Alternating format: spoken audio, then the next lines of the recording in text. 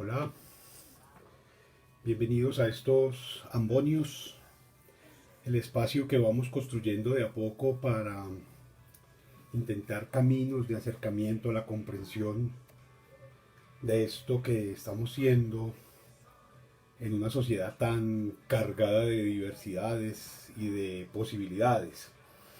La invitación en esta jornada es a pensar un poco lo que representa esta particularidad con la que estamos asistiendo, asistiendo al espectáculo.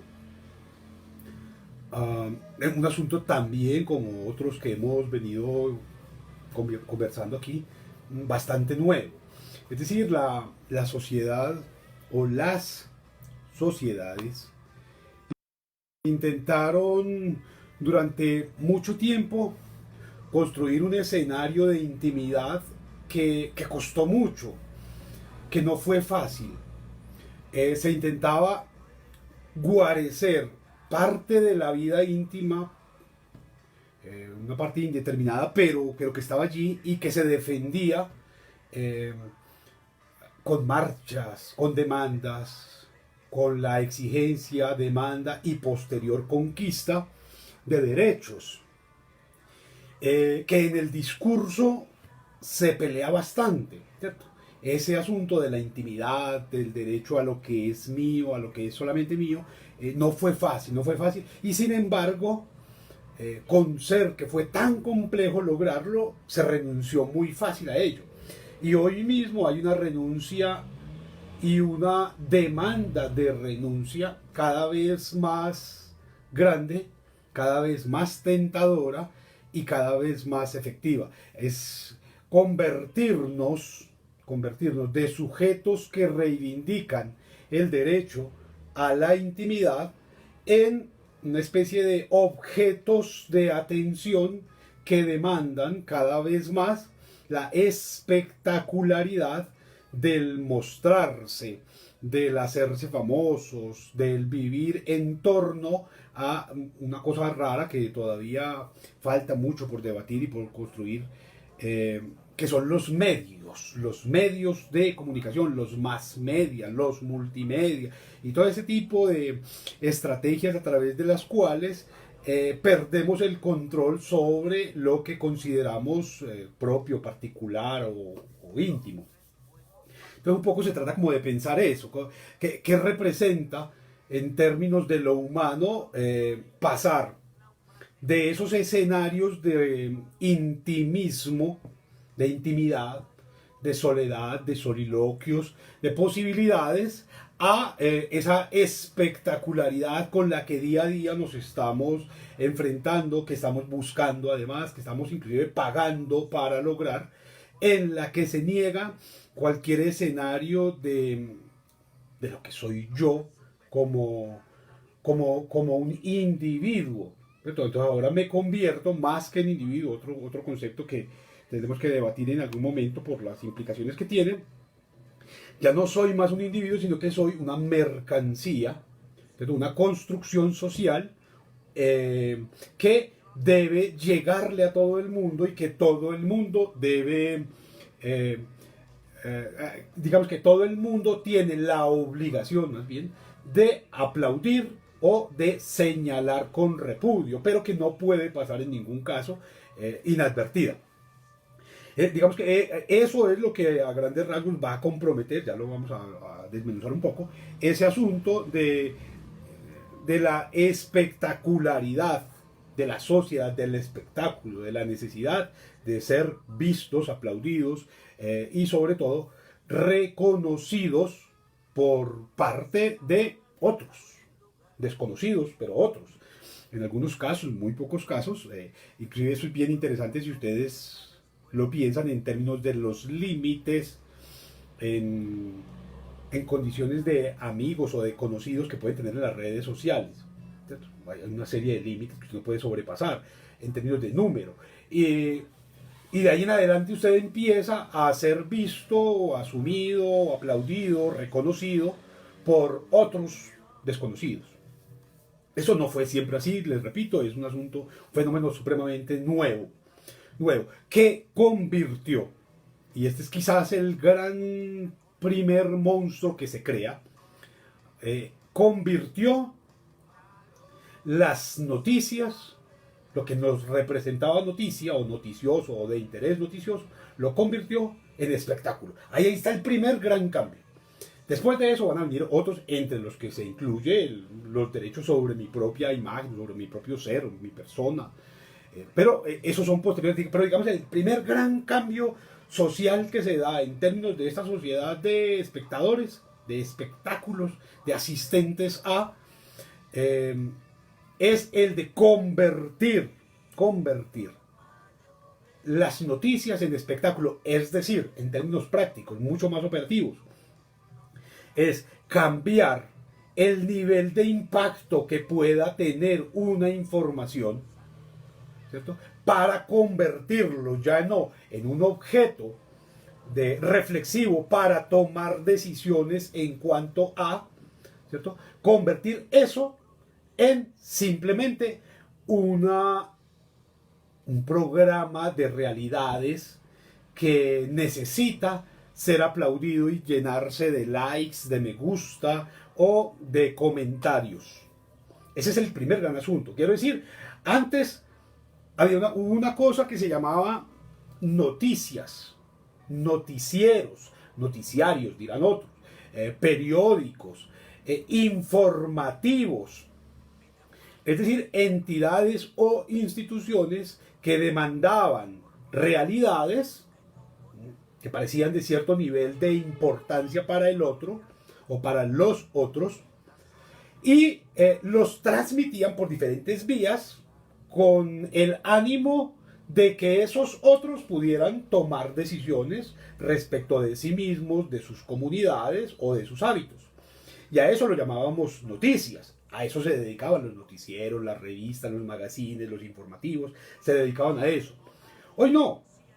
Con esta entrada en vigor, con esta puesta en escena, para utilizar el término más exacto, de estas formas de espectáculo, ya no hay más noticias. Es decir, las noticias ya no son esa excepción que generaba posibilidades reflexivas para tomar decisiones, sino que las noticias son lo que los dueños de esos medios de comunicación quieran posicionar a punta de hashtags, a punta de me gusta o a punta de tendencias. Entonces ya las noticias es muy raro.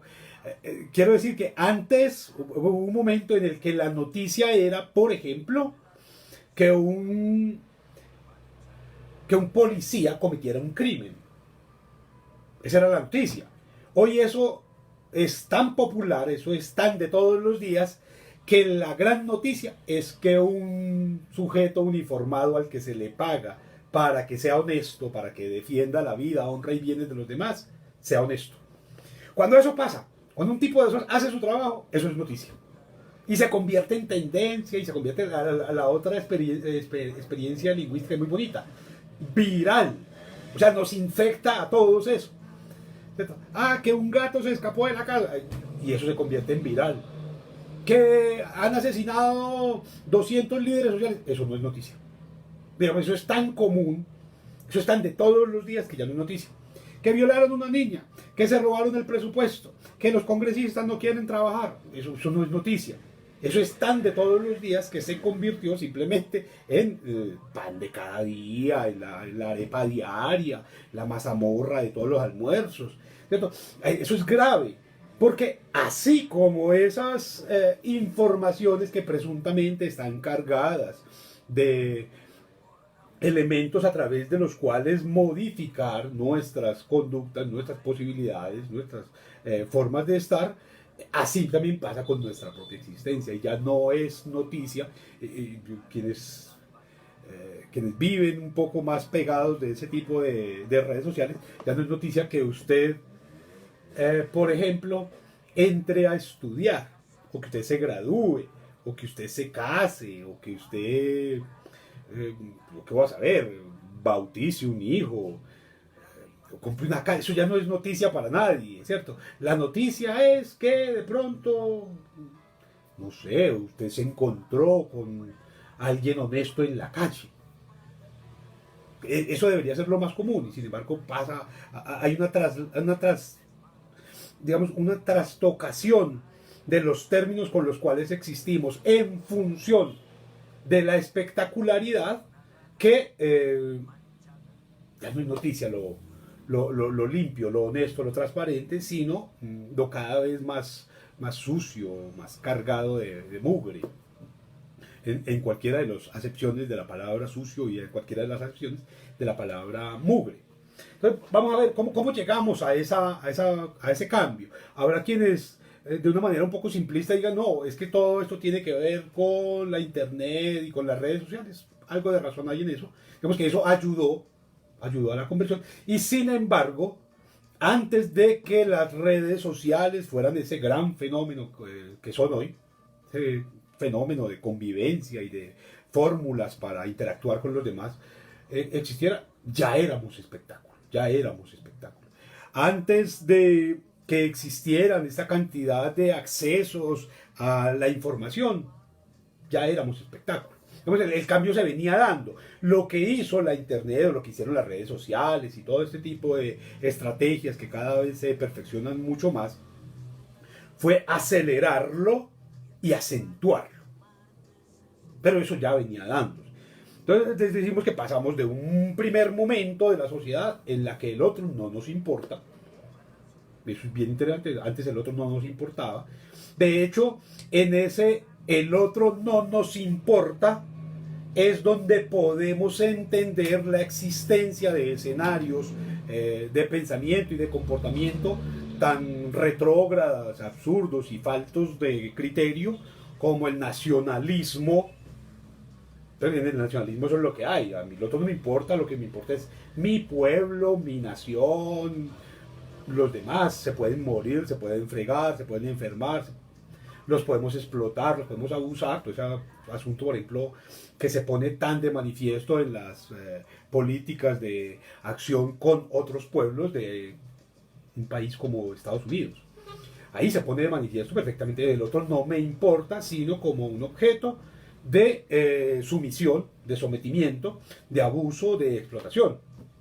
Digamos que ese es un primer momento. También a ese primer momento, por supuesto, obedecen los regionalismos, esa costumbre absurda, aberrante, grosera, inmunda, en la que las otras regiones son menos y están calificadas siempre de manera denigrante, de manera negativa, porque solamente mi región, mi pedazo de tierra, mi pedazo de montaña, mi pedazo de llanura o de planicie o de costa, es la mejor y se come lo mejor y se vive lo mejor y se piensa lo mejor y está habitado por lo mejor.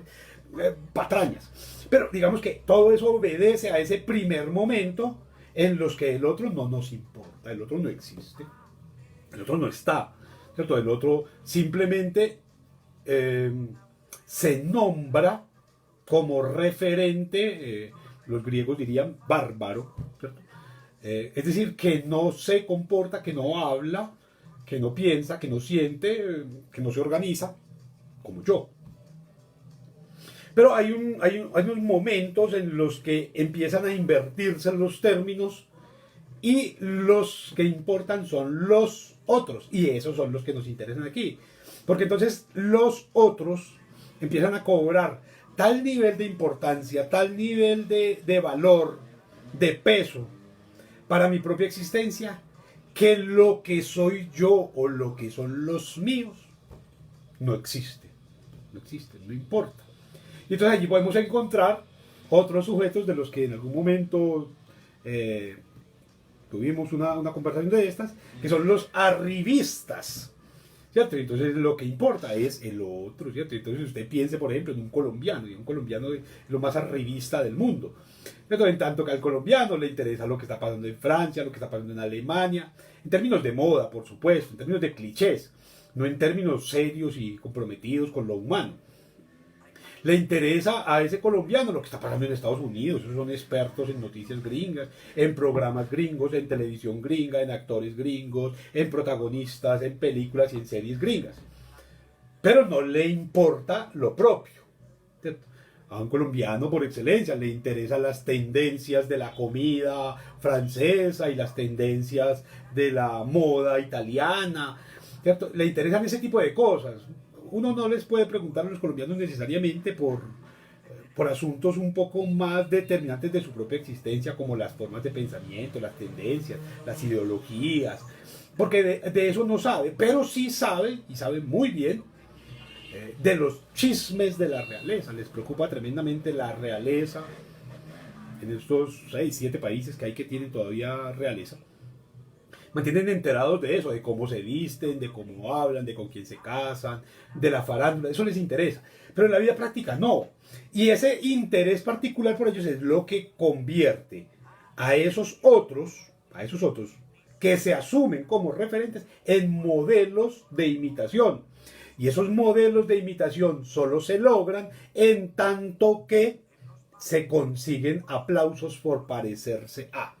Y ahí hay un asunto que es bien interesante porque lo que busca la sociedad del espectáculo es que el otro, sin importar quién, me aplauda, me reconozca, me asuma.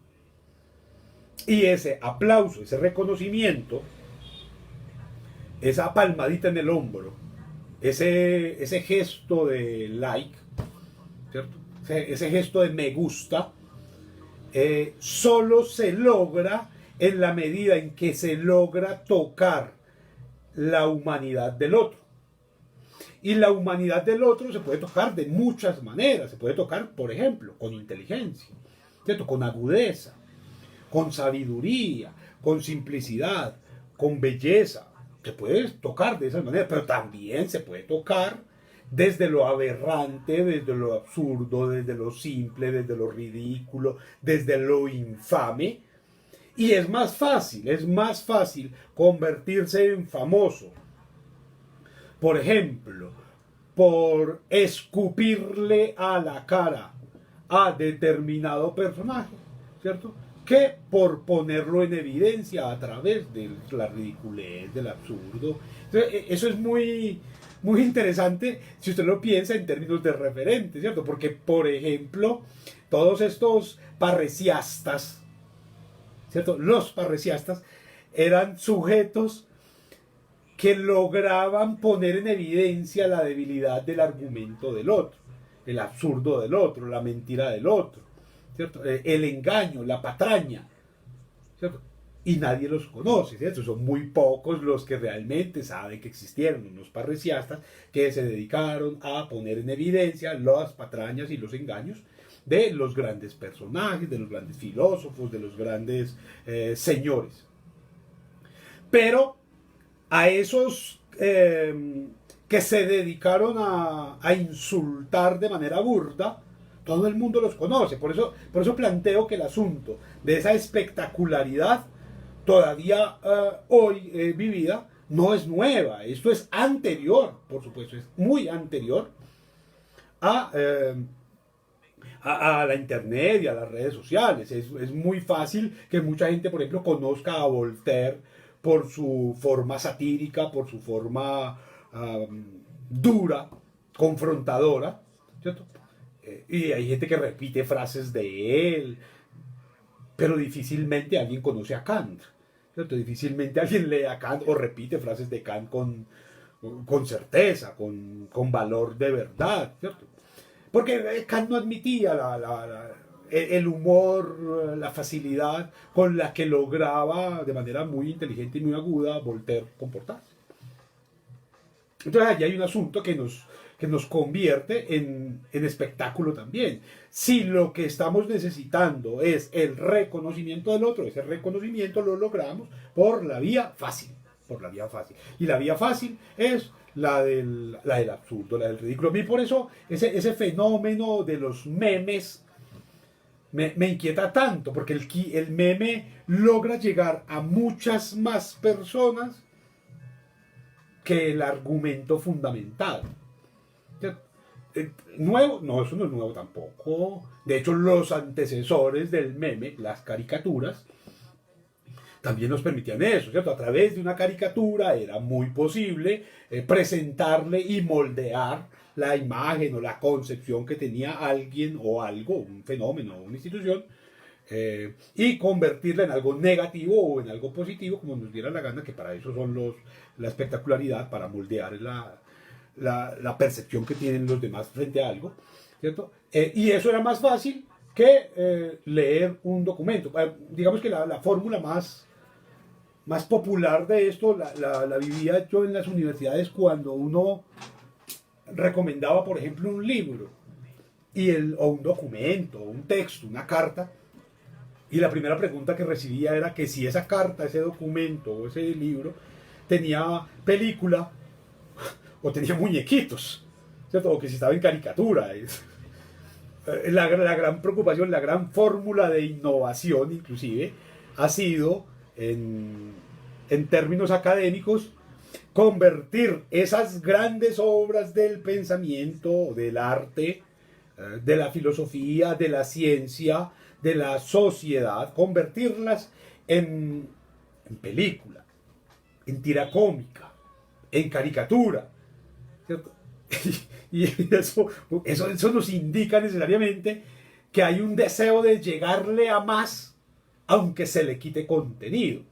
Ahora bien, si ustedes lo van a llevar a la vida práctica, entenderán que fue darle el privilegio ya no al mensaje, sino a la forma, que de eso se trata todo esto.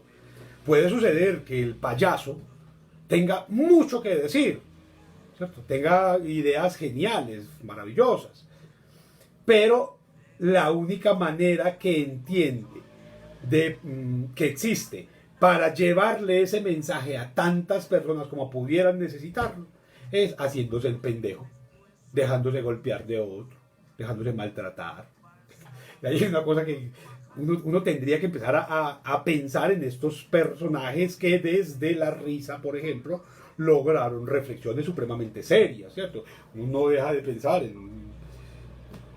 en tipos que, como Chaplin, por ejemplo, lograron con personajes que inspiraban en un primer momento risa, generar grandes reflexiones. Aquí en el caso de América Latina, un tipo como Cantinflas, un tipo como Chespirito, lograron reflexiones muy bonitas, muy epidérmicas además, porque eran un asunto de la piel solamente, no tenían más trasfondo que el simple mensaje que hay por encima, pero sobre los cuales se pueden elaborar tremendas reflexiones. Entonces el espectáculo nos convirtió en eso. Claro, hoy, por ejemplo, estamos tan llevados de la espectacularidad que admitimos que un buen producto, un producto de mucha calidad, de mucha demanda, de mucha necesidad además, un producto que sea primordial para el consumo, baje sus estándares de calidad con tal de que se haga amigable y le llegue a todo el mundo. Y esto funciona no solamente para la comida, no solamente para las bebidas, no solamente para los asuntos médicos, sino también para las formas de relacionarnos con el otro, ¿cierto? Entonces uno admite que el otro se empiece a volver mediocre, siempre y cuando esa mediocridad comprometa que le puede llegar a todo el mundo, siempre y cuando esa mediocridad comprometa que le pueda gustar más, ¿cierto? Que pueda vender más. Entonces usted empieza a ver el programa patrocinado por, y en el momento en que empieza a recibir ese patrocinio de, entonces empieza a prohibírsele determinados temas, determinados tópicos, determinados enfoques, determinadas formas de acceso a la realidad para pensarlas o para transformarlas, para modificarlas. Esto en la vida real, ¿qué significa? Significa que cada producto hoy, para lograr esos estándares, debe tener una especie de fecha de vencimiento que haga que usted tenga cada vez más que consumir. Usted tiene que consumir porque la lavadora se la venden para que dure 3 años, el computador se lo vende para que le dure 2, 3, 4 años. El celular se lo venden para que dure 2, 3, 4, 5 meses. Y a los 5 meses, aún estando en buen estado, ¿cierto? Lo espectacular, lo bien visto, lo aplaudido, lo que genera me gustas, es cambiarlo. Aunque esté bueno, aunque sirva, aunque todavía su vida útil pueda darnos para mucho más. Está muy bien visto. Yo conozco personas que cambian, o por lo menos hasta el año pasado, cambiaban de carro 1 o 2 veces por año. ¿Cierto? Para tener el último modelo, porque eso era muy importante, ¿cierto? Si tenían el último modelo, entonces más personas los iban a envidiar, los iban a aplaudir, los iban a obedecer, se iban a someter a sus caprichos o a sus deseos. Entonces hay un asunto que tiene que ver todo con algo triste, digo yo, que es el haber superado, ¿cierto? Esas fórmulas de reconocimiento, ya no por la vida de la honradez o de la ética o de los buenos comportamientos, ya ni siquiera por la vía del consumo, que era importante, fue otro momento bien interesante, cuando nos reconocíamos por las cosas que consumíamos, por las marcas que nos poníamos, por los autores que leíamos, por las músicas que escuchábamos, por los lugares a los que asistíamos, sino que llegamos a un espacio y que se fue asentando mucho más en estas falsas condiciones de aislamiento en las que el mundo ha estado en los últimos meses, se fue asentando hasta convertirse en una sociedad del espectáculo. Una sociedad que vive ya no de la ética, ya no de los comportamientos, ya no de los trabajos, ya no de las ocupaciones, ya no de los oficios, ya no de las cosas a las que le dedicamos tiempo, experiencia, amor, ya no de ese tipo de escenarios en los que nos comprometemos para construir la gran obra, ya no. Tampoco en esos momentos en los que nos comprometíamos con formas de consumo o manifestaciones estéticas que nos representaran como parte de, como sujetos importantes por, sino que ahora, con esta espectacularización de la sociedad, nos volvimos, ¿cierto?, a un punto en el cual solamente tenemos razón de ser, solamente tenemos existencia, solamente tenemos posibilidad de ser aceptados, asumidos, aplaudidos, reconocidos, sentirnos parte de, en la medida en que hagamos parte de los medios de comunicación, del espectáculo. Es decir, ya no se trata simplemente de hacerle una fiesta a para celebrar qué, sino que tenemos que hacer es la fiesta. Y esa fiesta tiene que estar en todas las pantallas, tiene que estar en todos los espectáculos. Miren, esto llega al nivel de idiotez tal que cuando alguien va a comer algo delicioso, le toma foto y lo publica en Instagram. ¿Por qué tiene que publicar lo que se va a comer? ¿Qué hay de trascendental en eso? Y a mí eso, digamos que me genera inquietud. Que alguien tome fotos de un plato de comida y la que va a consumir o al que se acercó por accidente, por lástima. Se acercó a ese plato de comida y le toma foto y la monta en Instagram o en Facebook o en cualquiera de estas redes sociales que existen. Eso ya me da mucho que pensar. Pero hay algo que me inquieta mucho más y que me parece mucho más aportante en esta revisión de la espectacularidad que estamos procurando, y es que haya otro que sea capaz de darle me gusta, que haya otro que sea capaz de aplaudir esa foto de ese plato de comida. O sea, ¿cuáles serán las razones por las que alguien podría darle me gusta al pescado, al sancocho, a la mazamorra, al agua de panela, que yo le tomé foto porque me va a poder comer? ¿Qué es lo que está allí aplaudiendo, reconociendo? ¿Qué es lo que está convirtiendo en tendencia, aportando a convertir en tendencia? Porque para nosotros hoy esa impostura es tan importante. Bueno, esto es tan importante no solamente en términos de comida, como lo acabo de señalar, sino en términos de esa otra forma de alimentación que es la ideología, que son las formas comportamentales. ¿Por qué a alguien se le ocurrirá por ejemplo, pagar una bodeguita para que un poco de desocupados se vayan a inventar calumnias de otro, a inventar chismes de otro. Entonces allí, más que eso, que ya es de por sí degradante, repugnante, cuestionable, que alguien le pague a otros para que se sienten todo el día a tuitear, a meter a Instagram, a Facebook, a todas esas redes sociales popularizadas por inventar chismes, por tergiversar, por cambiar, por dañar, por alterar un producto o a una persona o un proyecto. Hay alguien que paga por eso. Eso ya me parece que es degradante, me parece que merece todas las consideraciones.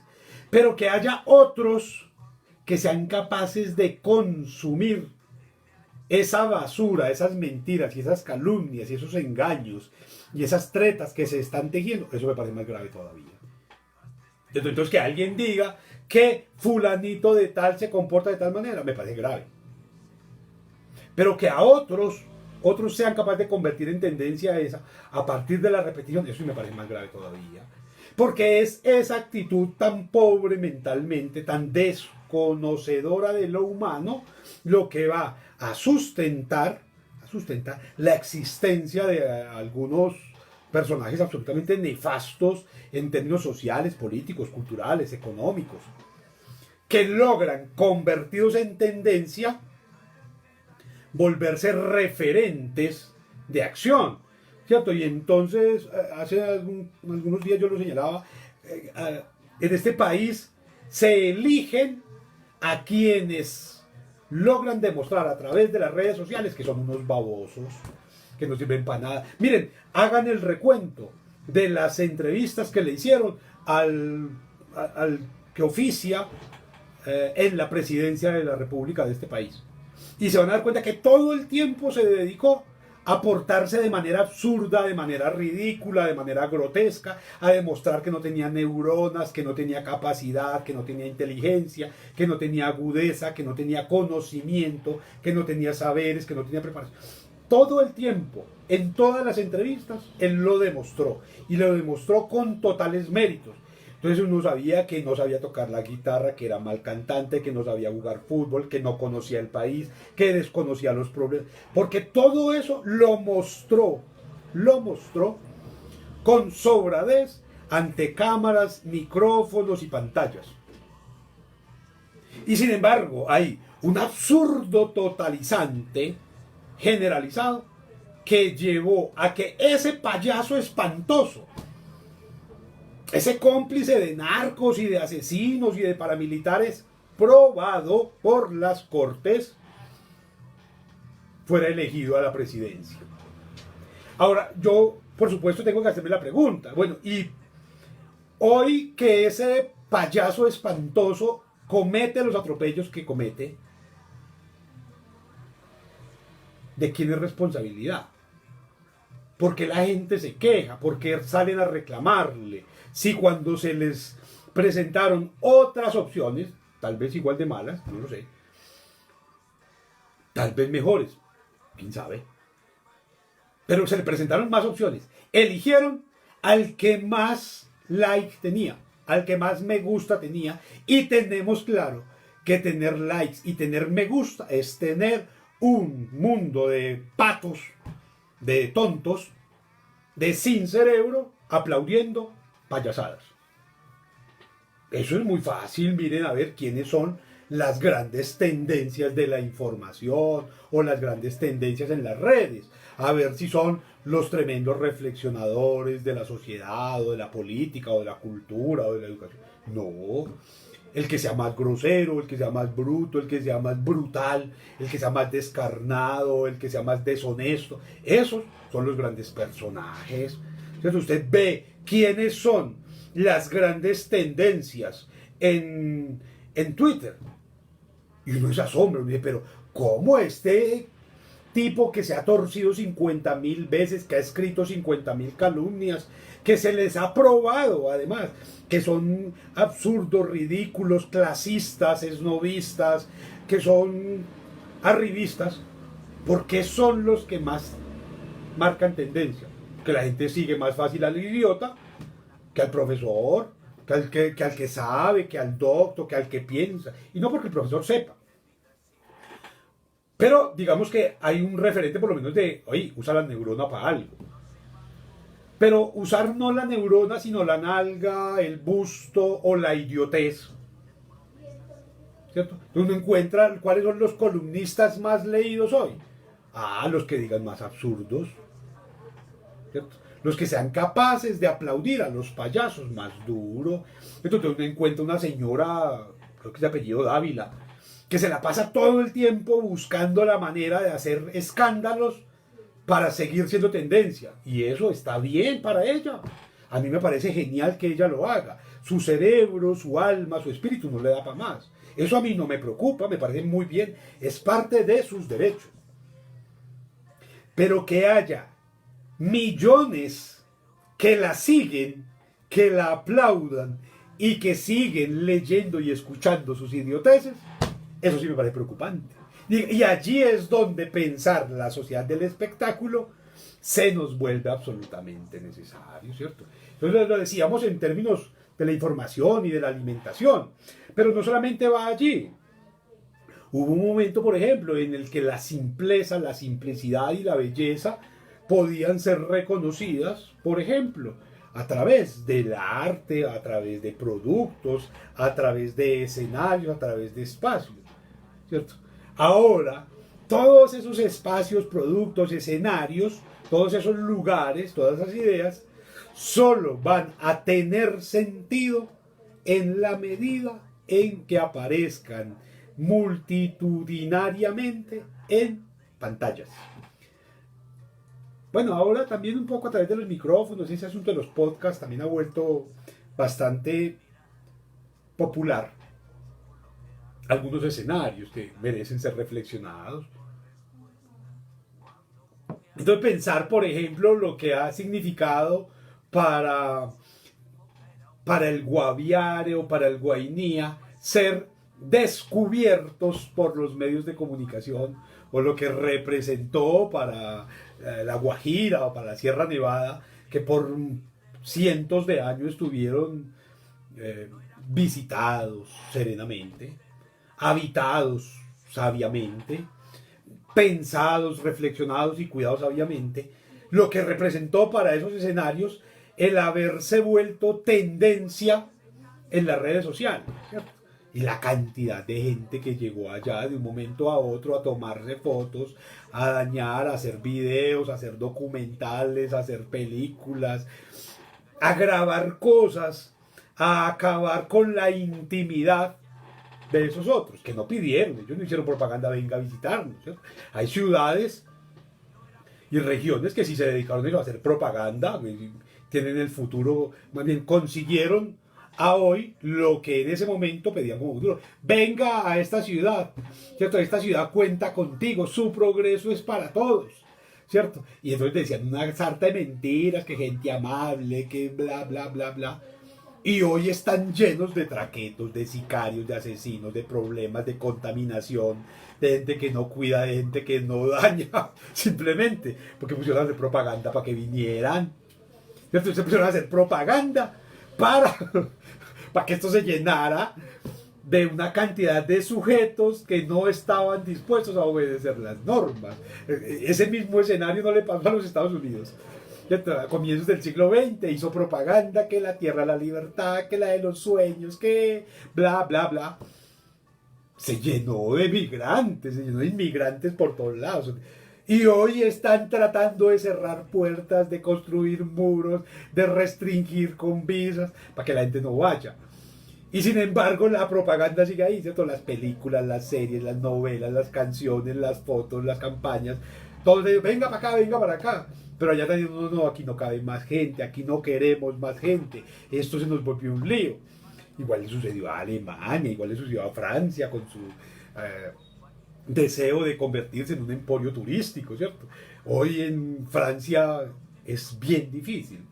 Es bien difícil encontrar franceses, ya no, ya los franceses son una especie en vía de extinción. Ahora eso está lleno de gente de otros lados que encontró en ese escenario la posibilidad de resolver situaciones que en otros lugares no. Que encontró que era importantísimo ir a tomarse una foto, hacer una fila primero de 10 cuadras de, de, de extensión, ¿cierto? De 4 o 5 horas, para poderse tomar una foto en un pedazo de lata que llaman Torre Eiffel. Hay que tomarse una foto allá porque eso es como que muy importante, como que eso es muy bonito. O sea, no es bonito ir a conocer el sistema, cómo funciona, ir a ver cómo se comportan, a conocer de su historia, a conocer de su impacto, de su influencia, de su pensamiento. Eso no es bonito. Lo bonito es ir a tomarse una foto en época de latas, ¿cierto? No es bonito ir a pensar en algunos escenarios europeos o asiáticos, africanos, colombianos. No es bonito, ¿cierto? Lo bonito es ir a tomarse la foto con la torre inclinada de Pisa o la que está en la reja de la, parece una cárcel de la Casa Blanca. O sea, las fotos cliché, esas son las que busco. Y no sé, y es bien interesante porque yo tengo algunos conocidos que viajan y que van y se toman esas fotos. Y uno quisiera ver que al llegar, después de haber publicado esa foto, tienen enriquecida su existencia a partir de la inclusión en su discurso, en sus prácticas, en sus ideas, de lo mejor de esas culturas. No, lo único que hicieron fue ir a tomar una foto, pagarle a una empresa de turistas para que los llevaran a tomarse una foto cara. Pero ni aprendieron el idioma, ni cambiaron su dieta, ni la enriquecieron, ni enriquecieron su alma con nuevas ideas, con nuevas estéticas, con nuevas posibilidades, sino que vuelven a su mismo lugar siendo exactamente los mismos. Y entonces allí es donde se pone de manifiesto nuevamente la sociedad del espectáculo. El asunto no es ir a, de hecho hay una experiencia, hay una expresión que es muy bonita, y es que hubo un tiempo, hasta hace unos 15 o 20 años tal vez, en que era posible encontrar un fenómeno económico, cultural y social que se llamaba el turismo, en el que la gente arrancaba de su casa y se iba para otro pueblo, para otra ciudad, para otra región, para otro país, y estaba ya un tiempo y compartía con ellos y caminaba con ellos y vivía con ellos y después volvían y seguían siendo tan como siempre. Y sin embargo, hoy ya no existe el turismo, existen las experiencias. Y entonces ya no se trata de ir, como dice Valdemar, no, me voy para el Chocó, sino se trata de ir a tomarse una foto con un negro para montarla en Instagram. Y que los demás le pongan like y que digan tan lindo, parece un ser humano. Pero y usted fue allá y fue capaz de entender esa cultura. Fue capaz de asumir a esos seres humanos como otros, vivir con ellos, disfrutar con ellos, construir con ellos, crear con ellos, pensar con ellos, sentir con ellos.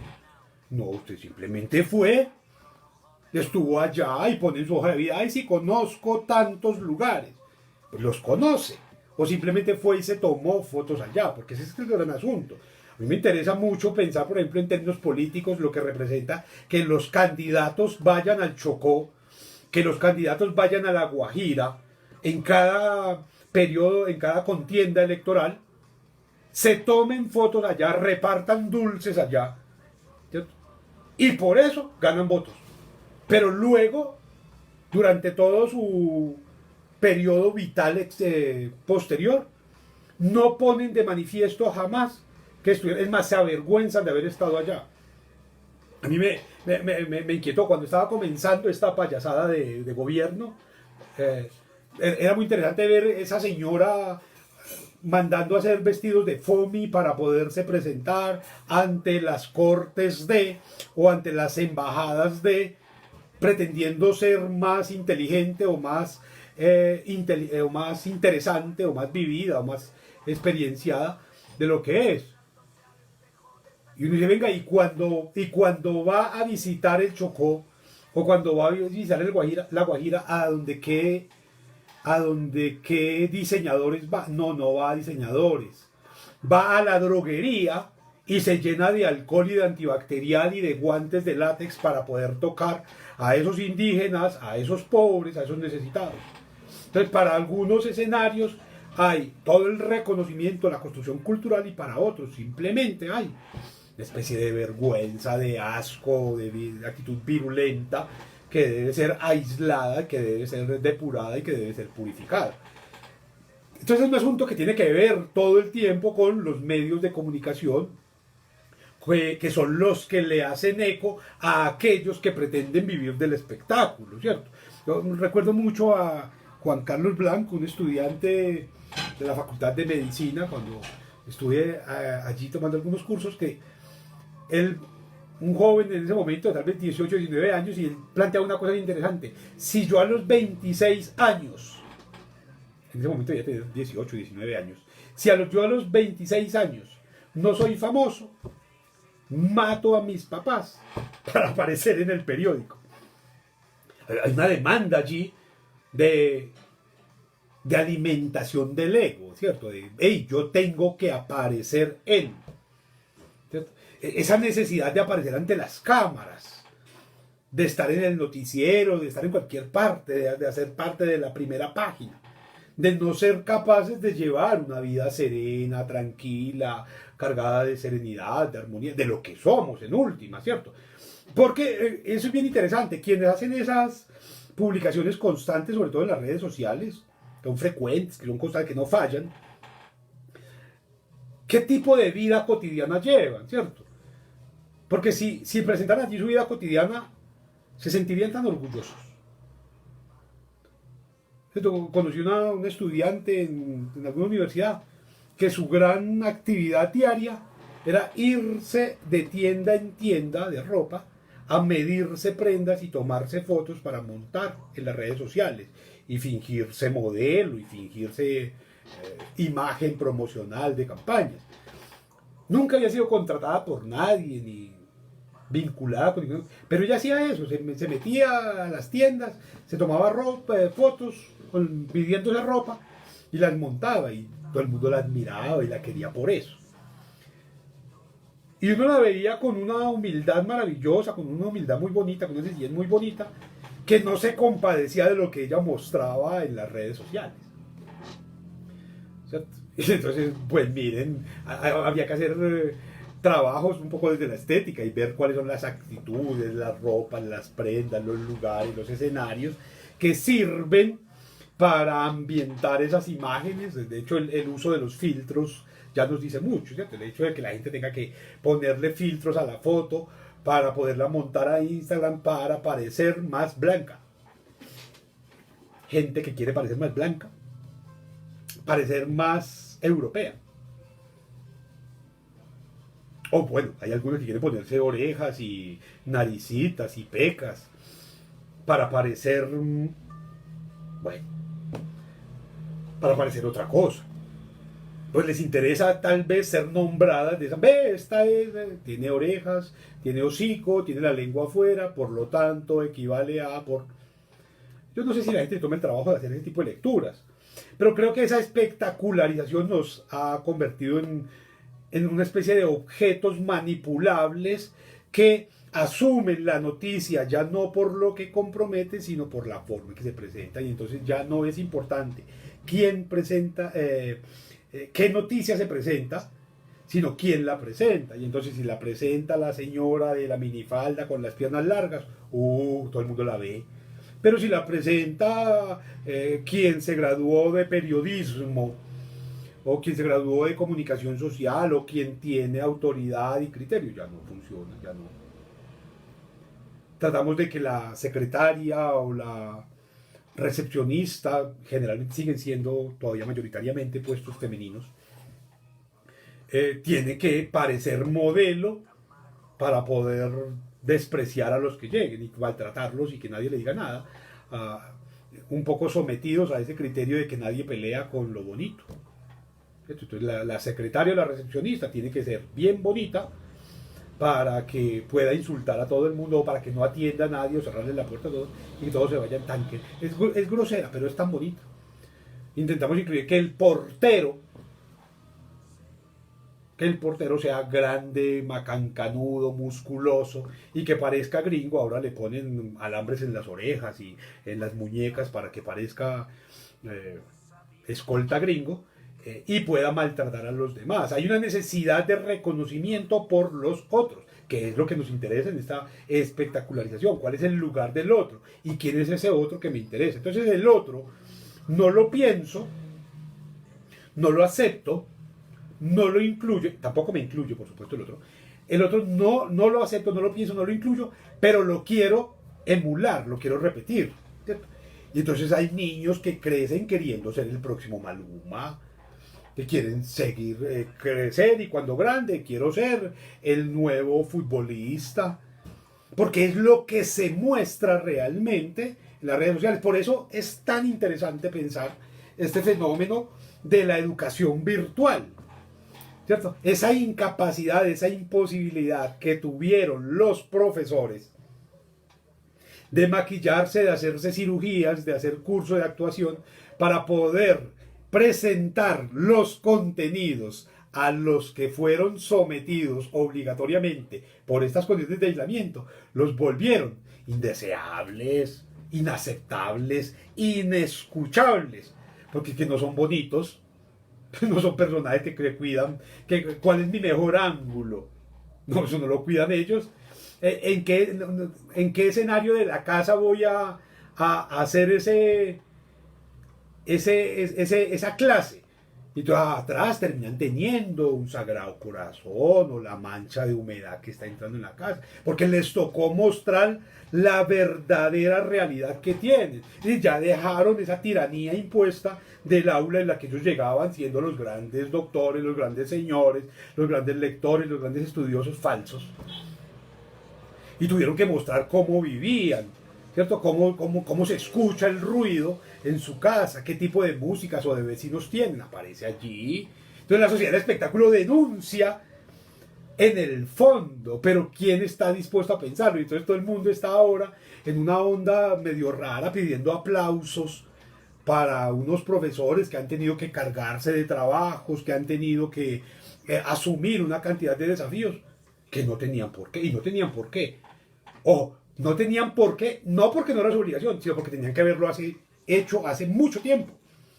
Que la virtualidad no se inventó hoy, los medios no se inventaron hoy, el lenguaje, las cámaras no se inventaron con la pandemia, se inventaron hace más de 30 años aplicados a diferentes escenarios popularizados. Y los profesores se hicieron los pendejos, ellos no quisieron pensar en eso, no quisieron asumirlo, vivirlo, disfrutarlo, explotarlo. Entonces no se prepararon nunca. Y hoy que les tocó, entonces están como el estudiante en las últimas semanas, trabajando a la carrera, tratando de cumplir con unas cosas que les toca y para las cuales no hicieron nada cuando tenían que hacerlo. Exactamente eso está pasando con los profesores, con la educación virtual. Es que se espectacularizó. Y entonces, ¿qué le toca hoy a las grandes plataformas, a las grandes universidades, en relación con convertir al profesor, al tutor, ahora le cambiaron de nombre, al facilitador, más bobo todavía, convertirlo en una especie de superestrella? Y entonces no es raro que ahora las hojas de vida de los profesores ya no les pidan doctorado, que no les pidan maestría, que no les pidan, sino que les pidan que hayan hecho curso de actuación en la academia Ronald Ayazo. Porque tienen que saberse comportar frente a las cámaras, tienen que saber hablarle a la cámara, ¿cierto? Tendrán que mostrar especializaciones, por ejemplo, en diseño de interiores, en ambientación de videos.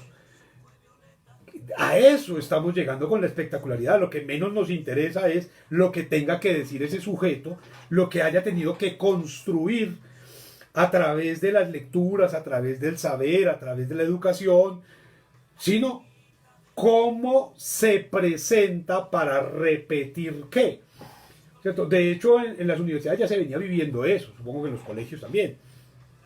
Y es que la impresión que se llevaban los estudiantes desde el primer día de clase de ese profesor no tenía que ver con su saber, sino con su estética, ¿cierto? Y cómo se viste, y cómo se viste, y cómo camina, y es bonito, y está bueno, está buena, es joven. Venga, ¿y qué autores presentó? ¿Qué ideas desarrolló? Eso no lo pregunta nadie. ¿Cierto? Y esa es la representación de una práctica milenaria, y es que lo que nos importa es el espectáculo, lo que puedo espectar, lo que puedo ver. Por eso la gran preocupación, sobre todo de los jóvenes, de los adolescentes, es por la belleza. No es por las ideas, ni por la nobleza, ni por los sentimientos, ni por las emociones del otro. Sino, venga, y esa pelada o ese muchacho que es guapo, es atractivo, difícil, venga, y es noble, es querido, es inteligente. No, la preocupación es blanco, es negro, es amarillo, es alto, es bajito, es gordo, es chiquito. ¿Cómo es? Espectáculo también. Y así funciona con los electrodomésticos, y así funciona con los libros, y así funciona con los vehículos y con las mascotas. Todo lo estamos convirtiendo en espectáculo y le quitamos su esencia, porque es que en la espectacularidad lo primero que hay es la extracción de la esencia para quedarnos únicamente con la representación de. Ahí está lo inquietante de toda esta situación de la espectacularidad, y es que nos quedamos con un coco vacío, ¿cierto? Lo que pretendemos es presentarle al otro lado. Yo no sé cuántos en este momento estarán sosteniendo a través de internet, a través de las redes sociales, relaciones de pareja o bueno, más grandes, a veces son mucho más que de pareja, con sujetos que nunca han tocado, con los que nunca han compartido un mismo espacio físico. ¿Y cuál será su reacción cuando se encuentren, cierto? Yo no sé si alguien alguna vez ha tenido la oportunidad de hacer una cita por internet, y el tremendo desencanto, la tremenda experiencia que es después encontrarse con ese otro personalmente. Hay un asunto que tiene que ver todo con el espectáculo, porque usted para la entrevista virtual, usted adecua el espacio y se maquilla y se arregla y se organiza y puede utilizar una cantidad de tecnologías que no dicen nada realmente de usted, y que el contacto persona a persona, ¿cierto? Devela de una vez. Allí no hay posibilidad, ¿cierto? Uno, en la forma en que el otro saludó, ofreció la mano, o se escondió, o caminó, torcía los pies o torcía las manos mientras estaba hablando, uno identifica cosas que en la virtualidad se maquillan y se esconden totalmente, y que tienen que ver con ese convertirse en espectáculo, ¿cierto? Yo soy un crítico total procuro ser muy crítico, no insultar, sino criticar. Ese asunto de que cuando se van a tomar fotos tengan que asumir determinadas posiciones, determinados gestos y determinados guiños para inscribirse en una tendencia.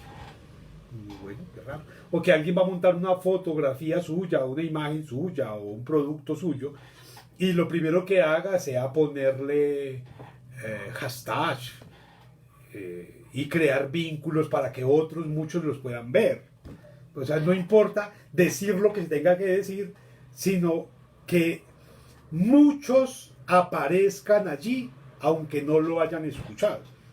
Desde el asunto que uno evidencia en muchas de las conferencias a las que asiste, que los auditorios están llenos, ¿cierto? Quien está dando la conferencia la presenta con toda la dedicación, con todo el compromiso, con toda la inteligencia, con toda la agudeza de que es capaz, pero la mitad del auditorio está chateando, está conversando, está tomando fotos, está haciendo otras cosas menos escuchando. Y sin embargo luego salen y muestran que a la conferencia fueron miles de personas. Y ese es el último asunto que me interesa tocar con esto, y es que todo este asunto de la espectacularidad es bien interesante, sobre todo porque siempre y sin excepción se está leyendo ya no por la vía que señalábamos en otro momento de lo cualitativo, sino de lo cuantitativo. ¿Cuántas personas se comentaron? ¿Cuántas se conectaron? ¿Cuántas le dieron like? ¿Cuántas le dieron me gusta? ¿Cuántos asistieron? Y entonces lo que nos importa es la cantidad de números y no la calidad de contenidos. Y funciona para las fotos. Haga el ejercicio, compare una foto de un sujeto hablando en la cotidianidad o un video de alguien hablando de la cotidianidad, sobre asuntos de la cotidianidad, y compárelo con el de un sujeto cometiendo un acto atrabiliario. Yo qué voy a saber, clavándose un puñal en la lengua, a ver cuántos ven al que está presentando reflexiones y cuántos ven al que se está enterrando un puñal en la lengua o haciendo un piercing, haciéndose un piercing quién sabe dónde. Hay un asunto que es de espectacularidad y que tiene que ver con lo masivo. ¿Y a quién se premia en las democracias? Al que presente más estadísticas, no al que presente más contenidos. Mi cuestionamiento de la democracia tiene que ver con eso, es que se volvieron el modelo, más bien el sistema de la estadística, del engaño, de la mentira, de la cifra. Entonces usted firma y se va. Entonces usted contesta presente y se va, lo que hace el congresista, ¿cierto? Ah, no, ahí está mi firma, vea, yo estuve allá y usted no estuvo. ¿Cierto? Usted envía, había algunos compañeros de trabajo en las universidades que llegaban a la universidad y ponían la chaqueta en la oficina y un vaso de café y se iban. Y podían decir, ahí está, vea, ahí está, no, por ahí está, vea, ahí está la chaqueta y ahí está el tinto. Y así pasa en las redes sociales, así pasa con la sociedad del espectáculo. No es quién lo está escuchando, sino cuántos lo están escuchando. O cuántos asisten, más bien, cuántos están conectados. Cuando hay videoconferencias o cuando hay este tipo de espectáculos en los que muchas veces hay contenidos maravillosos, lo que se mide no es lo que hay allí, lo que se elabora, lo que se construye, lo que se hace posible, sino la cantidad de público que se registró. Y ahí es donde está el asunto grave con este asunto de la espectacularidad. Muy bien, hasta aquí estos zambonios por ahora. Espero encontrarme con ustedes en un próximo encuentro, en una próxima posibilidad. Feliz resto de jornada. Gracias por estar aquí.